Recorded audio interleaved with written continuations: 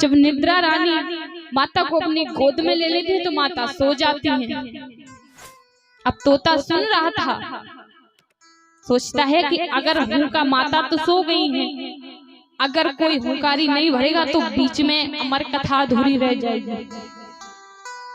तोते ने सोचा हम हुंकारी भरते हैं। माता सो जाती हैं। सूक्ष्म बालक हूँ स्वामी हूँ स्वामी हूँ स्वामी करता रहता है, पूरी अमर कथा सुन लेता है। अब जैसे ही 5वां दिन हुआ, 6वां दिन हुआ, 7वां दिन हुआ, 7वें दिन जैसे ही कथा समाप्त होती है, भोलेनाथ जयकारा लगाते हैं तो मैया की नींद खुल जाती है। मैया कहने लगी हाँ स्वामी फिर क्या हुआ? भोलेनाथ कहने लगे क्या हुआ, आपने कथा नहीं सुनी? बोले स्वामी थोड़ी क्या है कि हमें नींद आ गई थी तो हम सो गए थे, अब दोबारा सुनो, हम फिर से अब नहीं सोएंगे, अब हम पूरी कथा सुनेंगे। भोलेनाथ कहते वो तो हम सुना देंगे, लेकिन पहले हमें ये बताओ अगर तुम सो रही थी तो ये हुंकारी कौन भर रहा था? पूरी कथा तो सुनी है, किसने सुनी? भोलेनाथ ने अपने चारों तरफ देखा और जैसे वृक्ष पर नजर जाती है भोलेनाथ की तो देखते कि सूक्ष्म का बच्चा कथा सुन रहा था। भोलेनाथ समझ जाते कि पूरी कथा इसने सुनी है। भोलेनाथ क्रोध में आकर अपना त्रिशूल छोड़ देते सूक्ष्म बालक के पीछे। सूक्ष्म का बच्चा आगे आगे, त्रिशूल पीछे।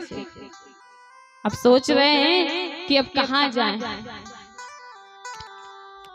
जब राक्षस परेशान करते हैं तो हम देवताओं के पास जाते हैं, और वो देवता परेशान करते हैं तो हम कहां जाएं?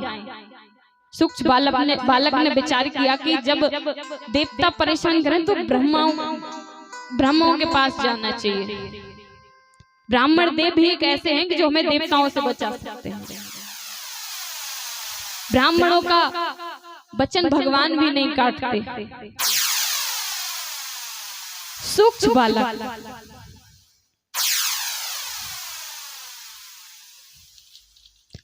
चलते चलते वेदम व्यास जी के आश्रम में पहुंचता है, त्रिशूल पीछे से, भोलेनाथ पीछे से, त्रिशूल के पीछे भोलेनाथ, और वेदम व्यास की जो पत्नी थी बेटे का, वो सुबह सुबह आंगन बुहार रही थी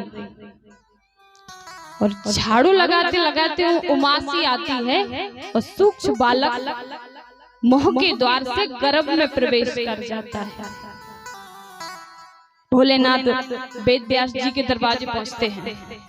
वेद व्यास जी खुश होकर प्रणाम प्रभु, आइए आज कैसे आना हुआ?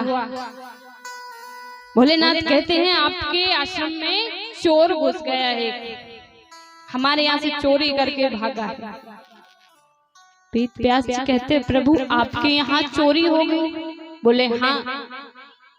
बोले चोरी में चुराया क्या है आपका? तो कहने का मतलब घर मकान तो है नहीं, आप पहाड़ी पे रहते हो, वहां से क्या चुरा लिया चोर ने? कहने लगे कोई वस्तु नहीं चुराई, उसने हमारी अमर कथा चुराई। वेद व्यास जी कहते हैं स्वामी फिर तो आप उसे मार ही नहीं सकते,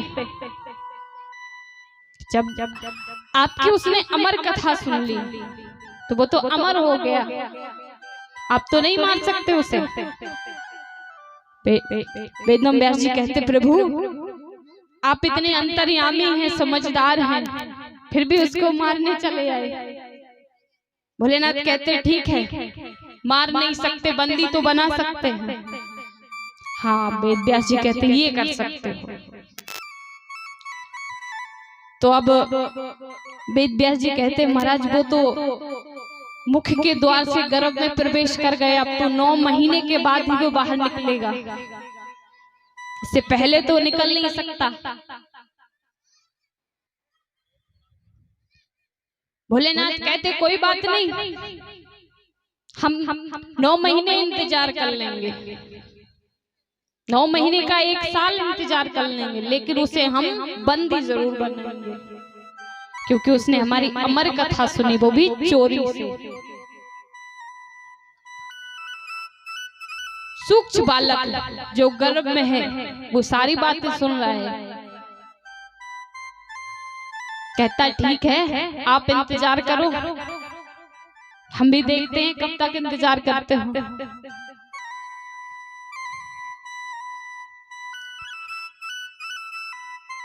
तो महाराज यहाँ पर भोलेनाथ वेद व्यास जी के आश्रम में धूनी रमा देते हैं, समाधि ले लेते हैं 1 साल के लिए कि जब सूक्ष्म बालक जन्म लेगा हम उसके पश्चात उसको ले जाएंगे और बंदी बना लेंगे। समय बीतता गया, 9 महीने हुए, कोई जन्म नहीं हुआ। भोलेनाथ ने कहा वेद व्यास जी हुआ? वेद व्यास जी कहते प्रभु अभी तक तो कुछ नहीं हुआ, 1 साल हो गई फिर भी नहीं हुआ। अब भोलेनाथ थोड़ी ना वहीं रुक जाते, कहने लगे वेद व्यास जी एक काम करो, 1 वर्ष हो गया, अब मैं कैलाश जा रहा हूं और अब जैसे ही इसका जन्म होगा आप कैलाश पर्वत पर लेके आ जाएंगे। वेद व्यास जी कहते प्रभु जो आज्ञा। 2 वर्ष हुए, 3 वर्ष हुए, 4 वर्ष हुए। अब जब 4 वर्ष हो जाएं तो महाराज स्त्री को असहनीय पीड़ा होती है, बहुत दर्द होता है, बहुत तकलीफ होने लगी। 4 वर्ष के बाद भी कुछ नहीं हुआ। ऐसे ऐसे करके सुखदेव 12 वर्ष तक कोख में रहे, गर्भ में रहे। अब जो वेद व्यास जी की पत्नी थी उन्हें बहुत तकलीफ हो, बहुत दर्द हो। वेद व्यास जी विनती करते कि आप बाहर आ जाओ। नहीं, वेद व्यास जी ने सोचा क्यों न जगत के पालनहार कोई बुलाया जाए, हो सकता है वही कुछ करें। भगवान विष्णु को बुलाते हैं वेद व्यास जी, और यहाँ जैसे ही भगवान विष्णु आते हैं तो वो आमने सामने गर्भ से बात करते हैं कि सूक्ष्म बालक अब बाहर आ जाओ।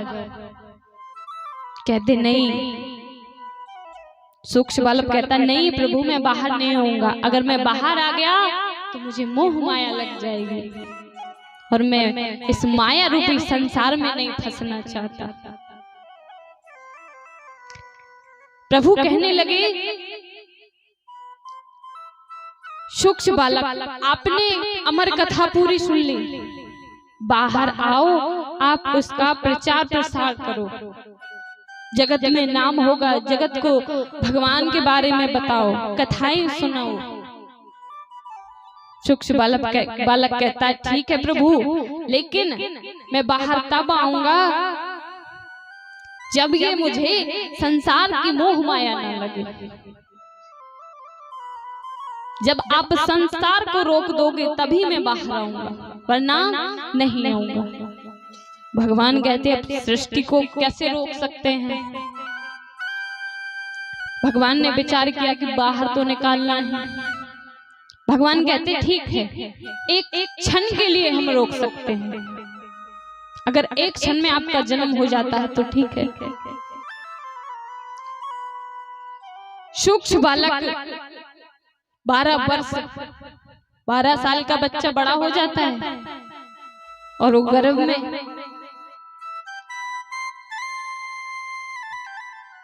एक क्षण के लिए भगवान ने सारे ब्रह्मांड को रोक दिया और इसी क्षण में महाराज सुखदेव जी का जन्म हुआ। बोलिए सुखदेव महाराज की। और जैसे ही सुखदेव मुनि का जन्म होता है वो सीधे जंगलों की ओर चले जाते हैं। ना भगवान से बात की, ना अपने पिताजी से बात की, किसी से कुछ नहीं कहा और सीधा वन में चले जाते हैं। अब है तो एक तोते का बच्चा, लेकिन अब वेद व्यास जी के पत्नी के गर्भ से उत्पन्न हुआ है तो उनका ही पुत्र हुआ। किसी से कोई बात नहीं की, सुखदेव महाराज जंगल में चले जाते हैं। पिताजी बार बार बुलाते हैं, बेटा सुनो सुखदेव सुनो, पीछे पीछे जाते हैं, लेकिन सुखदेव महाराज बिल्कुल बात नहीं करते। कहते अगर मैं वापस आया तो मुझे दुनिया की मोह माया लग जाएगी, मुझे इसमें नहीं फंसना। वेद व्यास जी महाराज वापस आकर हार थक कर बैठ जाते हैं। अब यहाँ पर जैसे ही वेद व्यास जी महाराज हार थक कर बैठ गए, परेशान होकर बैठ गए, तो नारद ऋषि ने देखा कि सुखदेव महाराज को बुलाने का तो तरीका निकालना पड़ेगा, वरना वो जंगलों में क्या करेंगे, उन्हें पूरी अमर कथा सुन रखी है, उद्धार कैसे होगा। तो आइए एक छोटा सा भजन